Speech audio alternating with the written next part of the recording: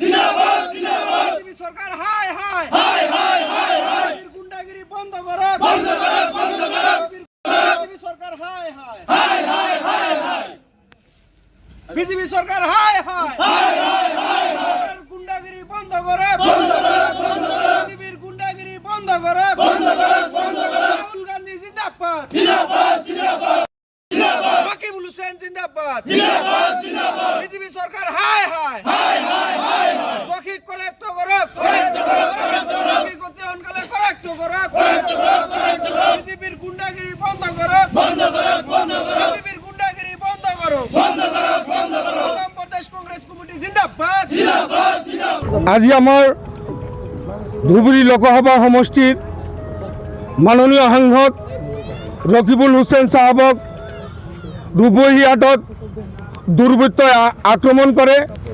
তাৰ কাৰণে আমি ধুবুৰী জিলা মাইনৰিটি কংগ্ৰেছ তৰফৰ পৰা অসম চৰকাৰক ধিক্কাৰ জনাইছোঁ।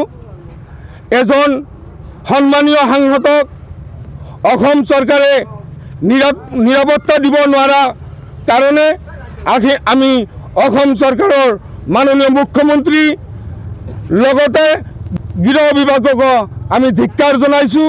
আমি নগাঁও পুলিচ প্ৰশাসনক আমি ধিক্কাৰ জনাইছোঁ। SP মহোদয়ক আমি ধিক্কাৰ জনাইছোঁ। DC মহোদয়ক আমি ধিক্কাৰ জনাইছোঁ।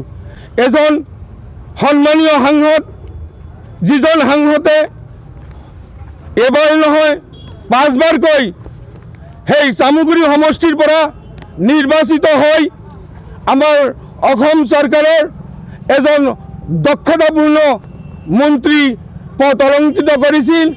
সেইজন নেতা আকৌ 2024 চনত ধুবুৰী লোকসভাৰ পৰা তেখেত বিপুল ভোটত জয়ী হৈ আমাৰ সাংসদৰ পদ অলংকৃত কৰে।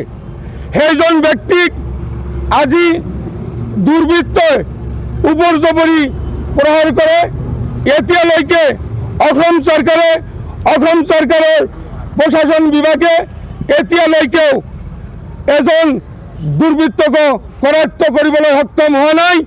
যদি অসমৰ মাননীয় মুখ্যমন্ত্ৰী প্ৰশাসন বিভাগে অনতিপলমে দুষ্কৃতিকাৰীক কৰায়ত্ব নকৰে তেনেহ'লে আমি অসমৰ গোটেই কংগ্ৰেছ কৰ্মী অকল ৰাজপথেই নহয় আমি দিছপুৰলৈকে গৈ আমাৰ ৰাজভৱন ঘেৰাও কৰিম।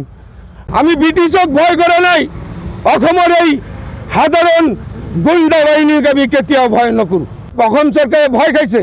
তেখেত ধুবুৰীত প্ৰায় 10.5 লাখ ভোটত জয়ী হোৱাৰ পিছৰ পৰাই অসম চৰকাৰৰ মাননীয় মুখ্যমন্ত্ৰী তথা অসম চৰকাৰৰ মন্ত্ৰীসকলৰ ভয় লাগিছে যে অহা 26ৰ যি বিধানসভা নিৰ্বাচন হ'ব সেই বিধানসভা নিৰ্বাচনত বিজেপি এটাও সিট নাপাব, সকলো সিট কংগ্ৰেছে পাব। তাৰ কাৰণে আগতীয়াকৈ তেখেতসকলৰ চৰকাৰ চলি থকা অৱস্থাত আমাৰ নেতাসকলক কেনেকৈ উপহাৰ কৰিলে দুৰ্বৃত্তৰ দ্বাৰাই। অসমত প্ৰশাসন নাই নেকি? এজন সাংসদক কেনেকুৱা নিৰাপত্তা দিব লাগে সেইটো অসম চৰকাৰে নাজানে নেকি? আজি আমাৰ ধুবুৰী লোকসভাৰ সাংসদ মাননীয় ৰকিবুল হুছেইন চাহাব আৰু আমাৰ NSUৰ অল ইণ্ডিয়া সাধাৰণ সম্পাদক তানজিল হুছেইনক যি আক্ৰমণ কৰিলে বিজেপিৰ গুণ্ডা বাহিনী, তাৰ বিৰুদ্ধে আজি আমি প্ৰতিবাদ সাব্যস্ত কৰিলোঁ। এজন সাংসদ, লোকসভাৰ সাংসদ যিয়ে 10 লাখ ভোটত জিকিছে, সেইজন সাংসদক বিজেপি চৰকাৰে নিৰাপত্তা দিব পৰা নাই। তেনেহ'লে আমাৰ সাধাৰণ মানুহক কেনেকুৱাকৈ বিজেপি চৰকাৰে নিৰাপত্তা দিব?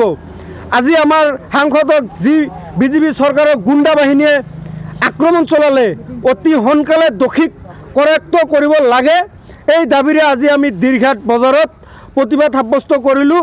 হিমন্ত বিশ্ব শৰ্মা ডাঙৰীয়াক আমি সকীয়াই দিছোঁ, যদি 24 ঘণ্টাৰ ভিতৰত দোষীক কৰায়ত্ব নকৰে তেনেহ'লে আমি কংগ্ৰেছৰ তৰফৰ পৰা NSUৰ তৰফৰ পৰা আমি দিছপুৰ ঘেৰাও কৰিম।